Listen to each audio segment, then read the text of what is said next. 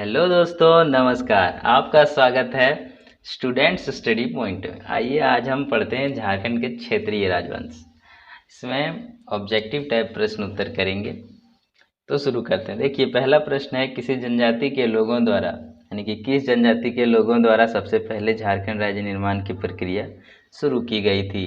तो आप सब जानते हैं कि मुंडा जनजाति के द्वारा झारखंड राज्य प्रक्रिया शुरू किया गया था। मुंडा जनजाति का वह कौन सा व्यक्ति था जिसने सबसे पहले झारखंड राज्य निर्माण की प्रक्रिया शुरू किया। ठीक है, तो ये किया था रीता मुंडा ने। इसी का कहीं कहीं नाम आता है रीसा मुंडा। ठीक है, तीसरा प्रश्न है, निम्न में से किस व्यक्ति को रीता मुंडा द्वारा मुंडाओं का शासक चुना गया। यानी कि ये जो रीसा मुंडा था, इसके द्वारा किसे चुना गया, तो सुतिया पाहन, एक सुतिया पाहन एक वंश था, उसको चुना गया था क्या, मुंडाओं का राजा। चौथा प्रश्न है, सुतिया पाहन ने अपने नव पदस्थापित राज्य का नाम क्या रखा। उन्होंने क्या रखा था, सुतिया नागखंड। सुतिया नागखंड का प्रथम राजा कौन था। तो अब ये है कि पहला राजा जो झारखंड में सुतिया नागखंड का बना, उनका नाम क्या था, तो उसका नाम था मदरा मुंडा। क्या था उसका नाम, मदरा मुंडा। याद रहना चाहिए, रीता मुंडा ने शुरू किया और पहला राजा था मदरा मुंडा। ठीक है, सातवां प्रश्न है, नागवंशी राज्य की स्थापना कब की गई थी। तो प्रथम शताब्दी में किया गया था नागवंशी राज्य की स्थापना। नागवंशी राज्य की स्थापना किसने किया था। ठीक है, नागवंशी, ये सुतिया पाहन अलग चीज हो गया। ठीक है, ये मुंडा राज था, लेकिन अब नागवंशी राज आ गया है। तो नागवंशी राज जो है वो एक दूसरा वंश था। तो इसकी स्थापना किसने किया था, फनी मुकुट राय ने किया था। ठीक है, अब प्रथम नागवंशी राजा कौन था, तो प्रथम नागवंशी राजा भी वही था, फनी मुकुट राय। हमने कहा अभी नागवंश की स्थापना इसी ने किया था, तो पहला राजा भी तो यही ना होगा। ठीक है, फिर है नागवंशी शासक। 10वां प्रश्न, फनी मुकुट राय की राजधानी कहाँ था। तो इसकी राजधानी था सुतियाम्बे में। कहाँ था, सुतियाम्बे में। ठीक है, फिर बोलता है कि जे रीड के अनुसार नागवंशी राज्य की स्थापना कब किया गया। तो जे रीड के अनुसार 10वीं शताब्दी में नागवंशी राज्य की स्थापना हुआ था। बाकी लोग कहते हैं कि प्रथम शताब्दी में हुआ है। ठीक है, लेकिन जो है जे रीड बोलता है कि 10वीं शताब्दी में जो है वो नागवंशी राज्य की स्थापना हुआ था। फिर है नागवंशी शासक फनी मुकुट राय का राज्य कितने परगनों में विभाजित था। कितने परगनों में विभाजित था, तो इसका 66 परगना में विभाजित था। निम्न में से किस राजा को नागवंशी का आदि पुरुष कहा जाता है, तो फनी मुकुट राय को ही नागवंश का आदि पुरुष कहा जाता है। फनी मुकुट राय का विवाह निम्न में से किस राजघराने की राजकुमारी से हुआ था। इन चारों में से किस राजघराने से हुआ था, तो पंचेत। पंचेत जो कि धनबाद में एक राजवंश था, वहीं से शादी हुआ था फनी मुकुट राय का। पंचेत राज्य स्थित था। पंचेत राज्य जो है वो नागवंशी राज्य से किस दिशा में स्थित था, तो पूर्व दिशा में स्थित था। यानी कि नागवंशी राज्य यहाँ है।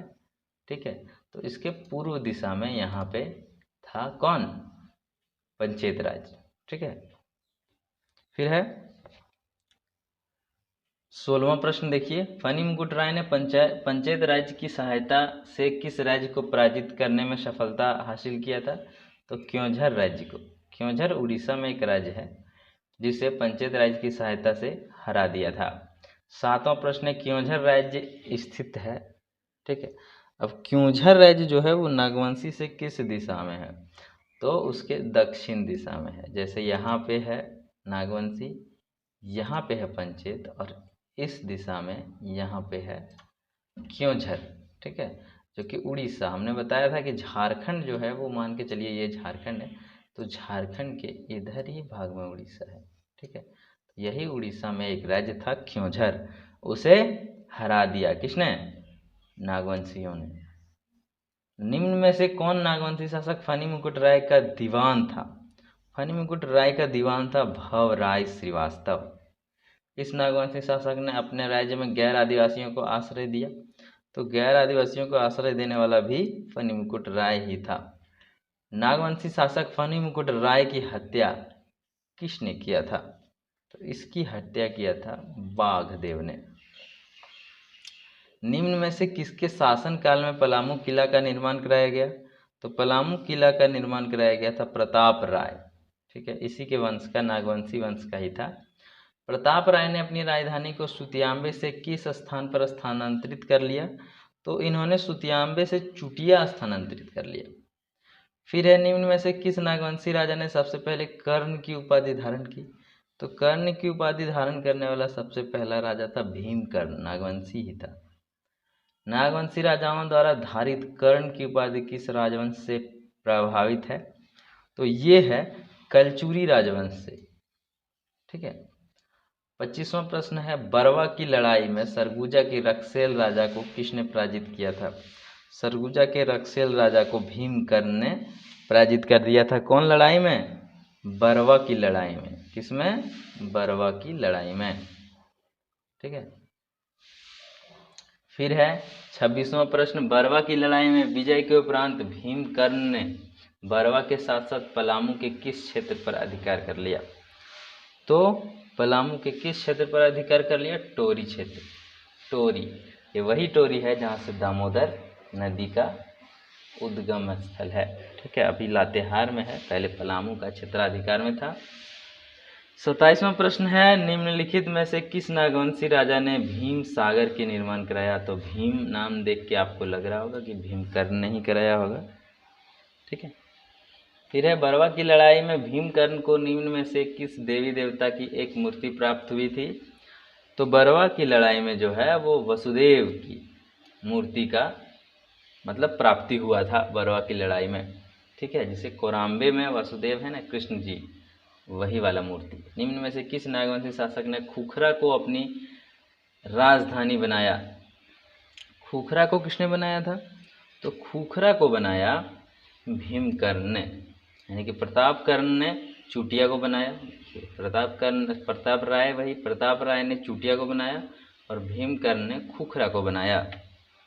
ठीक है। प्रश्न है 30वां प्रश्न है कि निम्न में से किसके आक्रमण से बचने के लिए भीमकर्ण ने राजधानी को खुखरा स्थानांतरित किया था? तो पहले मुस्लिम आक्रमण बहुत ज़्यादा उस समय हो रहा था, इन्होंने अपनी राजधानी चेंज कर दिया, जंगल में राजधानी बनाता था।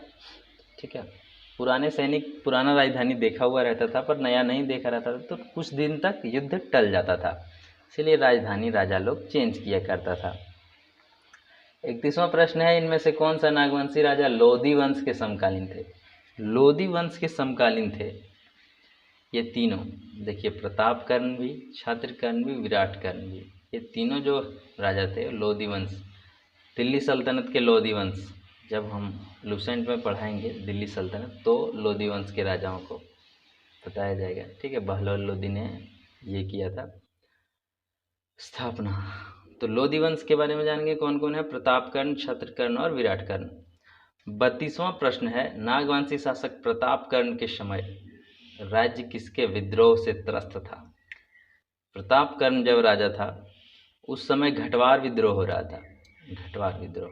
ठीक है।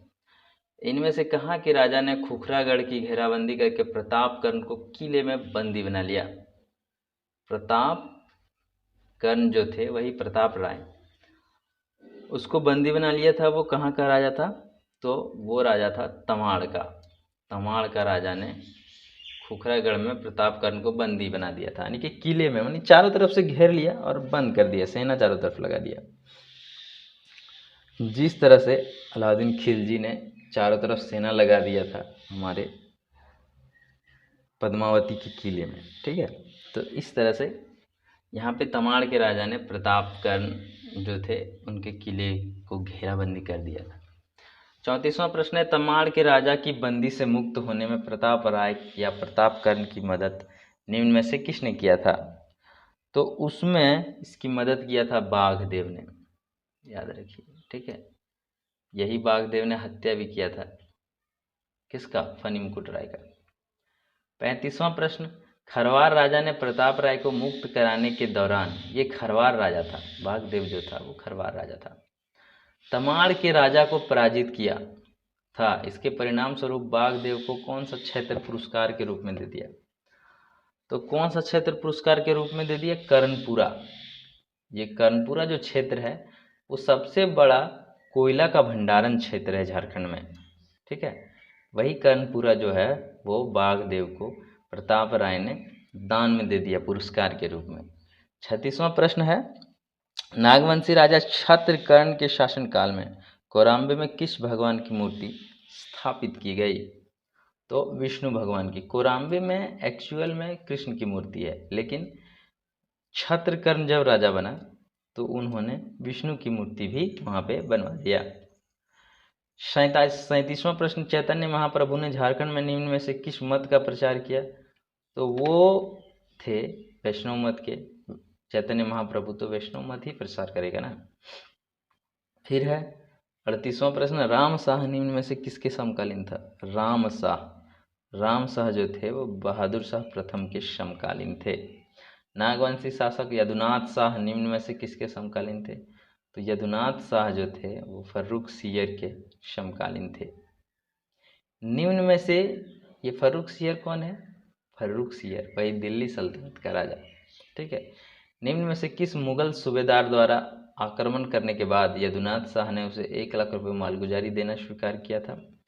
तो उस समय इस पर आक्रमण किया था यदुनाथ शाह पर सरबुलंद खां ने, सेनापति था इसका फर्रुखसियर का, ठीक है। सरबुलंद खां के आक्रमण के बाद अपने राज्य को सुरक्षित रखने हेतु यदुनाथ शाह ने अपनी राजधानी कहाँ स्थानांतरित कर लिया? तो पालकोट कर लिया, ठीक है। वही पालकोट गुमला में है, ठीक है। देखिए 42वां प्रश्न है, शिवनाथ शाह के शासनकाल में निम्न में से किस मुगल सूबेदार ने आक्रमण किया था? शिवनाथ शाह नागवंशी राजा ही है। इनके शासनकाल में फखरुद्दौला ने आक्रमण किया था। 43वां प्रश्न, फखरुद्दौला के आक्रमण के पश्चात शिवनाथ शाह ने कितने रुपए मालगुजारी देना स्वीकार किया? तो इन्होंने मालगुजारी दिया 12,000 रुपया, ठीक है। फिर है, निम्न में से कौन सा नागवंशी शासक शिवनाथ शाह का उत्तराधिकारी था? शिवनाथ शाह का उत्तराधिकारी कौन था? तो वो था उदयनाथ शाह, ठीक है। यदुनाथ शाह का उत्तराधिकारी शिवनाथ शाह का उदयनाथ शाह। फिर 45वां प्रश्न है, नागवंशी शासक उदयनाथ शाह निम्न में से किसके माध्यम से मुगल सूबेदार अलीवर्दी खां को मालगुजारी का भुगतान करता था? तो किसकी सहायता से करता था? ये करता था विष्णु सिंह का, ठीक है। उदयनाथ सिंह के शासन के समय विष्णु सिंह निम्न में से कहाँ का शासक था? तो ये था रामगढ़ का शासक, यानी कि उस समय अब नागवंशी थोड़ा सा कमज़ोर हो गया था, रामगढ़ राज्य की स्थापना हो गया था और रामगढ़ राज्य थोड़ा सा ज़्यादा मेल मिलाव रखता था मुगल सूबेदारों से, ठीक है। तो इसी के माध्यम से विष्णु सिंह के माध्यम से उदयनाथ सिंह जो है वो मालगुजारी दिया करता था। जैसे जब दो राजा लड़ता था तो एक मीडिएटर होता था, ठीक है, वही मीडिएटर ये था। निम्न में से कौन सा शासक उदयनाथ शाह का उत्तराधिकारी था? उदयनाथ शाह का उत्तराधिकारी जो बना उसका नाम था श्याम सुंदर शाह। श्याम सुंदर शाह के शासन के दौरान मराठा योद्धा भास्कर राव पंडित ने झारखंड के रास्ते कहाँ आक्रमण किया था? तो झारखंड के रास्ते उन्होंने बंगाल पर आक्रमण किया था। किसने? भास्कर राव ने। उस समय मराठा शक्ति पावर में आ चुका था, ठीक है। तो झारखंड से होते हुए श्याम सुंदर शाह के समय बंगाल पर आक्रमण कर दिया। किसने? भास्कर राव पंडित ने। 49वां प्रश्न, जब मराठा योद्धा भास्कर राव पंडित ने झारखंड से होकर बंगाल पर आक्रमण किया तब बंगाल का सूबेदार कौन था? तो उस समय बंगाल का सूबेदार था अलीवर्दी खान, ठीक है। 50वां प्रश्न है, भास्कर राव पंडित ने किस वर्ष झारखंड के रास्ते होकर बंगाल पर आक्रमण किया था? तो वो किया था 1742 ईस्वी में। 52वां प्रश्न, पेशवा बालाजी राव निम्न में से झारखंड के किस स्थान से होकर बंगाल गए थे? तो बालाजी राव जो हैं वो राजमहल के रास्ते, बंगाल गए थे। ठीक है। बंगाल पर आक्रमण करने के बाद रघुजी भोसले निम्न में से झारखंड के किस क्षेत्र से होकर अपने राज्य वापस लौटे थे? तो ये लौटे थे मानभूम से होते हुए। ठीक है, मानभूम से होते हुए वापस लौट गए थे। निम्न में से किस नागवंशी शासक के समय जमींदारी प्रथा का उन्मूलन कर दिया गया? जमींदारी प्रथा का उन्मूलन जो है वो किसके कारण काल में कर दिया गया था? तो शरणनाथ शाह। शरणनाथ शाह के शरण में सारे लोग गए, इन्होंने कहा कि जमींदारी प्रथा खत्म किया जाए। ठीक है। फिर है 55वां प्रश्न, निम्न में से किसने अपनी राजधानी को दोईसा से सतरंजी यानी कि स्वर्ण रेखा नदी के किनारे स्थानांतरित कर दिया था? तो एनीनाथ शाह। किसने कर दिया? एनीनाथ शाह ने। ठीक है। फिर है 56वां प्रश्न, निम्न में से किस शासक ने हटिया बाजार को बसाया था? हटिया जो बाजार अभी है रांची में, उसे किसने बसाया था? तो यही एनीनाथ शाह ने बसाया था। नागवंश की राजधानी व उनके संस्थापक के संदर्भ में कौन सा मिलान गलत है? तो देखिए, सुतियांबे फनी मुकुट राय ने राजधानी बनाया था, ये भी सही है। ठीक है।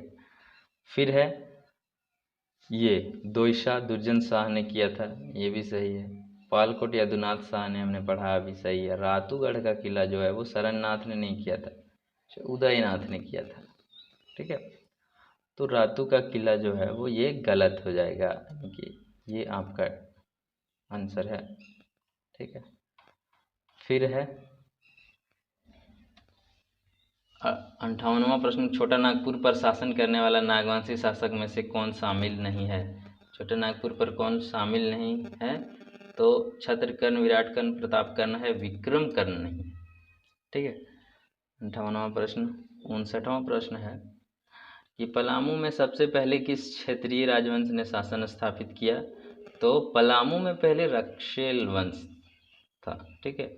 फिर चेरो वंश आया। रक्सेल वंश स्वयं को क्या मानते थे? तो वो राजपूत मानते थे। ठीक है। रक्सेलों का मूलतः किस क्षेत्र से पलामू में आगमन हुआ था? तो ये लोग आए थे राजपूताना क्षेत्र से। राजपूताना राजस्थान में है। रक्सेलों के शासन के समय पलामू में किस जनजाति की संख्या सर्वाधिक थी? तो उस समय सबसे ज़्यादा था खरवार। ठीक है। फिर है निम्न में से किस वंश ने रक्सेलों को अपदस्थ किया था? तो चेरो ने किया था, हमने बताया। ठीक है, कि पहले जो है यहाँ पे रक्सेल था, उसके बाद चेरो आया। रक्सेलों के पलामू में शासन के समय खरवार जनजाति के शासक थे। जब रक्सेल यहाँ पे शासन कर रहा था तो खरवार जनजाति के शासक का नाम क्या था? साहेब राय। क्या था? सॉरी, भागवत राय। ठीक है, भागवत राय था जब रक्सेल यहाँ पे शासन कर रहा था। क्वेश्चन पूछता है कभी कभी, चेरो वंश की स्थापना कितनी शताब्दी में हुआ? तो चेरो वंश की स्थापना हुआ था 1572 ईस्वी में। उससे पहले रक्सेल राज कर रहे थे यहाँ। 67वां प्रश्न, निम्न में से कौन सा चेरोवंशी राजा बहादुर शाह, जहांदार शाह और तथा फर्रुख सियर के समकालिक थे? तो ये जो जहांदार शाह थे वो थे साहेब राय के समकालीन। निम्न में से साहेब राय की उत्तराधिकारी था। अब साहेब राय का उत्तराधिकारी कौन था? रंजीत राय। ठीक है, कहीं कहीं पे रंजीत सिंह भी रहता है, तो रंजीत राय थे साहेब राय का उत्तराधिकारी। ये सब चेरो राजा था। ठीक है।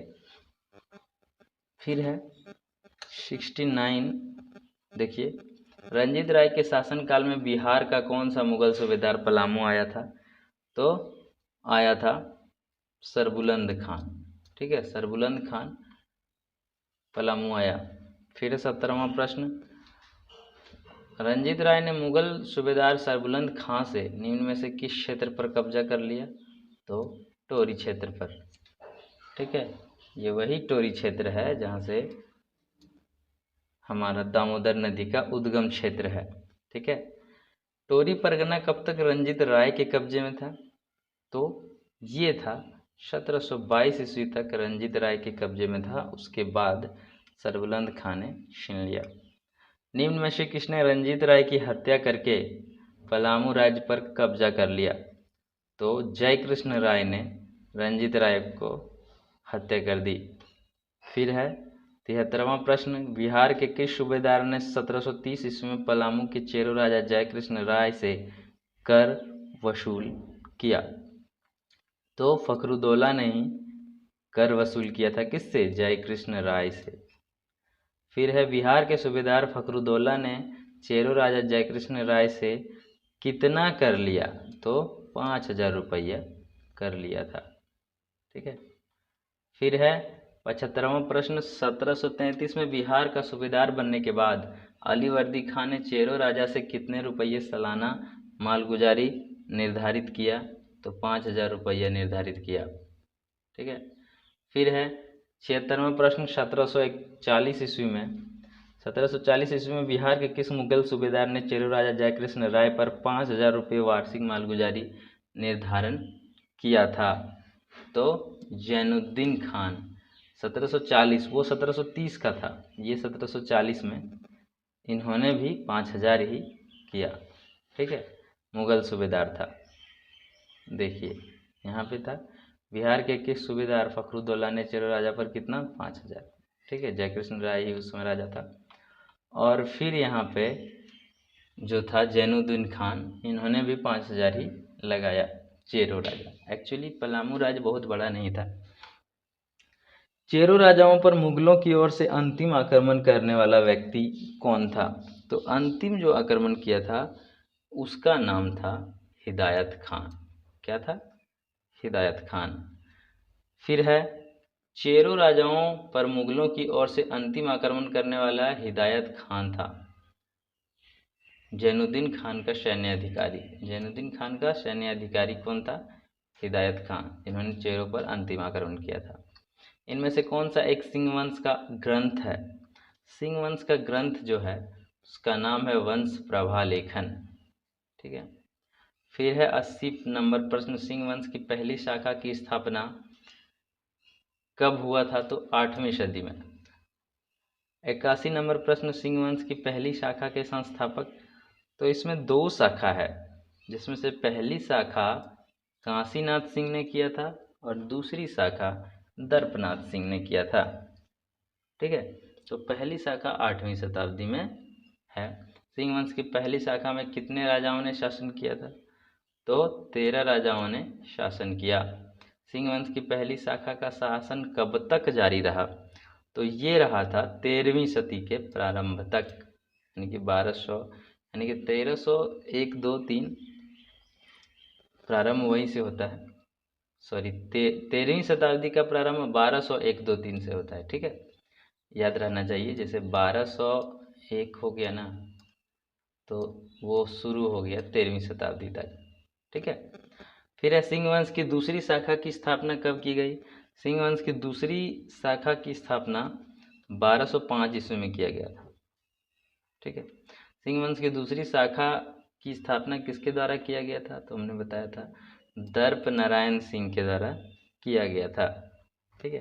सिंह वंश की दूसरी शाखा के दूसरे शासक कौन थे? तो दूसरी शाखा के दूसरे शासक जो थे उनका नाम था युधिष्ठिर। क्या नाम था? युधिष्ठिर। 87वां प्रश्न, युधिष्ठिर ने किस वर्ष सिंह वंश का शासन अपने हाथों में ले लिया? ये ले लिया था 1262 ईस्वी में। युधिष्ठिर के बाद सिंह वंश का शासक कौन बना? तो युधिष्ठिर के बाद जो सिंह वंश का शासक बना था वो बना था कांसीराम सिंह। ठीक है। कांसी राम सिंह। देखिए, सिंह वंश की पहली शाखा के संस्थापक कांसीनाथ सिंह है। ठीक है, कांसी राम नहीं। और फिर यहाँ पे जो है वो युधिष्ठिर के बाद जो शासक बना उसका नाम था कांसी राम सिंह। कांसी राम सिंह किसके समकालीन थे? तो कांसी राम सिंह थे बहादुर शाह प्रथम के समकालीन। ठीक है। फिर है कांसीराम सिंह अपने राजधानी किस स्थान पर बनाया? पोरहाट। पोरहाट याद रहना चाहिए। पोरहाट के राजा थे कांसी राम सिंह। ठीक है। नंबर 91, कांसीराम सिंह के बाद सिंह वंश की गद्दी पर निम्न में से कौन आसीन हुआ? तो ये हुआ था अच्युत सिंह। कांसीराम के बाद कौन बना था? अच्युत सिंह। फिर है 93 नंबर प्रश्न, सिंह वंश के किस राजा के द्वारा सिंह वंश की कुल देवी पौरी देवी के प्राण प्रतिष्ठा किया गया था? तो अच्युत सिंह के ही द्वारा किया गया था। सिंह वंश के किस राजा को बनारस की तीर्थ यात्रा से लौटने के क्रम में एक मुसलमान द्वारा पकड़ लिया गया तथा बाद में अपने 32 अनुयायियों के साथ छोड़ दिया गया था? तो अर्जुन सिंह प्रथम ये एक राजा थे जो काशी की यात्रा बनारस गए थे तीर्थ करने के लिए, और एक मुसलमान ने रास्ते में पकड़ लिया, पर उसको कुछ दिन बाद 32 अनुयायियों के साथ छोड़ दिया। बनारस की तीर्थ यात्रा से लौटने के क्रम में एक मुसलमान अर्जुन सिंह प्रथम को पकड़कर किस स्थान पर ले गया था? तो वो ले गया था कटक। कटक जो उड़ीसा में है। ठीक है। अर्जुन सिंह प्रथम के बाद सिंह वंश का शासक कौन बना? तो उसके बाद बना था जगन्नाथ सिंह द्वितीय। जगन्नाथ सिंह द्वितीय सिंह वंश का शासक था। केवां नंबर का शासक था? तो वो 13वां नंबर का था। फिर है निम्न में से किस वंश के किस शासक के उत्पीड़न से तंग आकर भूइयां जनजाति के लोगों ने विद्रोह कर दिया? जगन्नाथ सिंह। सिंह वंश का जो जगन्नाथ द्वितीय था, जगन्नाथ सिंह द्वितीय, उन्हीं की परेशानी से भूइयां जनजाति ने विद्रोह कर दिया था। फिर है सिंह वंश के किस राजा ने विक्रम सिंह को 12 गांवों का एक जागीरदार दिया जिसे सिंहभूम पीर कहा जाने लगा? तो इसे अर्जुन सिंह द्वितीय ने ही विक्रम सिंह को दिया था। विक्रम सिंह था। विक्रम सिंह कौन था? तो अर्जुन सिंह द्वितीय का चाचा था। अर्जुन सिंह द्वितीय राजा बना, उनका चाचा था विक्रम सिंह। वो भी बोल रहा होगा कि हमको भी कुछ दो भाई, तो उन्होंने 12 गांव दे दिया जिसे क्या कहा जा रहा था? सिंहभूम पीर कहा जाने लगा। फिर है विक्रम सिंह ने सिंहभूम पीर का विस्तार करने के बाद इसकी राजधानी कहाँ स्थापित किया? तो इसी की राजधानी जो है वो सरायकेला बना। विक्रम सिंह जो सिंहभूम पीर दिया था इसको अर्जुन सिंह द्वितीय ने अपने चाचा को, उसी की राजधानी विस्तार करके विक्रम सिंह ने सरायकेला का राजधानी बनाया। विक्रम सिंह ने इनमें से किस क्षेत्र पर कब्जा करके अपनी सीमा का विस्तार किया था? तो तीनों का कब्जा कर लिया, बंकसाई, कांडू, गम्हरिया। अर्जुन सिंह द्वितीय का उत्तराधिकारी कौन था? तो अर्जुन सिंह द्वितीय का उत्तराधिकारी अमर सिंह हुआ। जगन्नाथ सिंह चतुर्थ के शासनकाल में पुरहाट क्षेत्र में निम्न में से किस जनजाति के लोगों के द्वारा उपद्रव किया गया था? तो हो एवं कोल के द्वारा, जगन्नाथ सिंह चतुर्थ। ठीक है। फिर है 105 नंबर, आदिवासियों के उपद्रव को नियंत्रित करने हेतु जगन्नाथ सिंह चतुर्थ ने कहाँ के राजा से मदद मांगी थी? तो ये मांगा था छोटानागपुर खास के नागवंशी राजा से मदद मांगी थी। हो आदिवासियों के उपद्रव को नियंत्रित करने हेतु जगन्नाथ सिंह चतुर्थ ने किस नागवंशी राजा से मदद मांगी थी? तो उस समय नागवंशी राजा था दर्पनाथ सिंह। ठीक है। वही दर्पनाथ सिंह जिन्होंने सिंह वंश के दूसरी शाखा का स्थापना किया था। सिंह वंश क्षेत्र में अंग्रेजों की पहली बार प्रवेश कब हुआ? सिंहभूम क्षेत्र में पहली बार प्रवेश जो हुआ था वो हुआ था 1767 ईस्वी में। सिंहभूम क्षेत्र में अंग्रेजों के प्रवेश जो हुआ, ठीक है, जगन्नाथ सिंह चतुर्थ द्वारा हो एवं कुल लड़ाकों को पराजित करने हेतु अंग्रेजों से मदद मांगने के बाद यही सलाह मांगा था मदद जगन्नाथ सिंह चतुर्थ ने हो लड़ाका से बचने के लिए। इनमें से किससे मानभूम के मानवंश के बारे में जानकारी प्राप्त होती है? तो ये होती है 8वीं सदी के दूधपानी शिलालेख और 14वीं सदी के गोविंदपुर शिलालेख, दोनों से प्राप्त होती है। Answer C. 14वीं सदी का गोविंदपुर शिलालेख का निर्माण किसने कराया था? तो कवि गंगाधर ने कराया था। 111 नंबर प्रश्न, मानवंश के राजाओं के अत्याचार के कारण निम्न में से कौन सा आंदोलन 10वीं शताब्दी में उभरा? तो भूमिज स्वराज आंदोलन उभरा। भूमिजों ने कहा हम अलग राज्य बनाएंगे, ठीक है, क्योंकि मान वंश के राजा बहुत उत्पीड़न करता था हम लोगों को। निम्न में से किस जनजाति ने मान वंश के राजाओं के अत्याचार के कारण मान भूमि को छोड़कर पंचायत को अपना आश्रय बना लिया? तो ये बनाया था सब्बर जनजाति। जब जनजाति पढ़ेंगे तो 32 जनजाति है, उनमें से झारखंड के सब्बर एक जनजाति है, ठीक है। रामगढ़ राज्य की स्थापना किसके द्वारा की गई? तो अब आते हैं रामगढ़ राज्य के बारे में। इसकी स्थापना किया था बाघदेव सिंह ने, ठीक है। रामगढ़ राज्य की स्थापना कब किया गया? रामगढ़ राज्य की स्थापना किया गया 1368 ईस्वी में। Answer C. रामगढ़ राज्य की स्थापना से पूर्व बाघदेव सिंह निम्न में से किस वंश के दरबार में थे? तो इससे पहले वो थे नागवंश के दरबार में। नागवंश के यहाँ काम करता होगा। रामगढ़ राज्य की स्थापना से पूर्व बाघदेव सिंह ने इनमें से किस क्षेत्र के स्थानीय राजा को पराजित कर उसके क्षेत्र पर अधिकार कर लिया? ठीक है, तो वो कर्णपुरा, बाघदेव सिंह ने कर्णपुरा के राजा को पराजित किया था, ठीक है। इनमें से किस राजा के शासनकाल में रामगढ़ राज्य का सर्वाधिक उत्कर्ष हुआ? सबसे ज़्यादा उत्कर्ष हुआ था दलेल सिंह के, ठीक है। दलेल सिंह ने रामगढ़ राज्य पर शासन कब से कब तक किया था? तो 1667 ईस्वी से 1724 ईस्वी तक। 119वां प्रश्न, दलेल सिंह ने 6 राज्य के किस राजा की हत्या करके उसके विभिन्न क्षेत्रों पर कब्जा कर लिया? तो 6 राज्य का कौन सा राजा था? तो वो राजा था मगर सिंह। मगरमच्छ से याद रखना है। 6 का मगरमच्छ सिंह को हरा के दलेल सिंह ने अपने क्षेत्र में मिला लिया। दलेल सिंह ने किस वर्ष 6 राज्य के राजा मगर सिंह की हत्या किया था?